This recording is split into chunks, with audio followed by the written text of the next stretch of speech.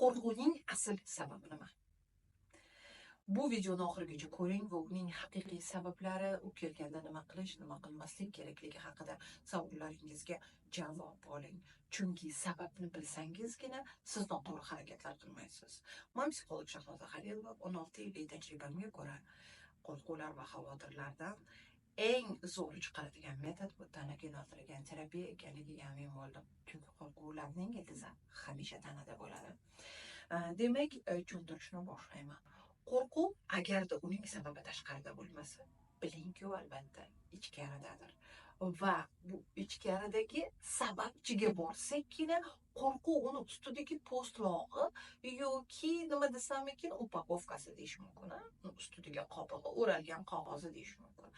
Agarda biz u qog'ozni ham ustini chaplab bostiradigan bo'lsak, chalg'iydigan bo'lsak, ustini chaplab qo'yadi, yo boshqa qarashga harakat qilamiz, nimalardir bilan shug'ullanadigan bo'lsak, hech qachon biz undan qutulmaymiz. Faqatgina biz uni uzoqroqqa itarib boramiz.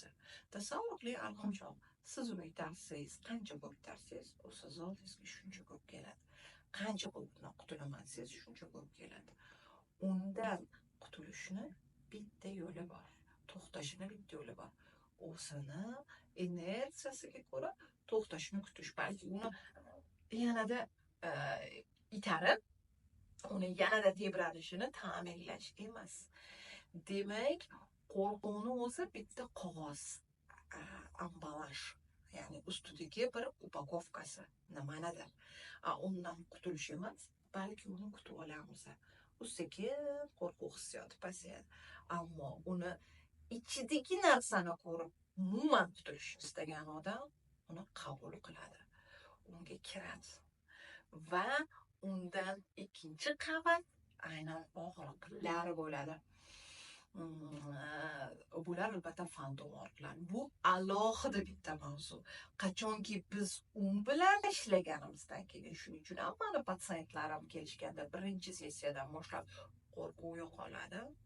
Xotirjamlik keladi, ishtahasi joyiga keladi, osh ovqatini yeya oladi, odam boshqa funksiyalarni qila oladi. Ammo ikkinchi mavsum boshlanadi ishlashimizda, allaqachon biz yo'lga chiqqan bo'lamiz va ana shu supochka orqali biz ildizgacha tushamiz va ildizni tozalaganimizdan keyin odam ortiq ana shunaqangi vahima qo'rquvlarga bog'liq emas. Endi uni hayotini qo'rquvlar, og'riqlar to'sib qo'ymaydi. Demak, sizlarga beradigan tavsiyam, qo'rquv kelganda 1, undan qochmaysiz.